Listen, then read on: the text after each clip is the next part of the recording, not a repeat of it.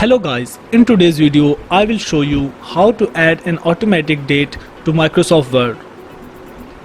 So I have got a Word document here, and what we are going to do is I am going to add an automatic date to this Word document in the document header. So first we are going to get into the header. In order to do that, we are going to just double click up here at the top of the page. And when we do that, it opens up the header options. And now we are going to come up here and click on this icon which says insert time and date. It gives us these options. Just pick this one, and I'm going to make sure that this box right here to update automatically is already checked. Now click OK, and it puts my dates down here.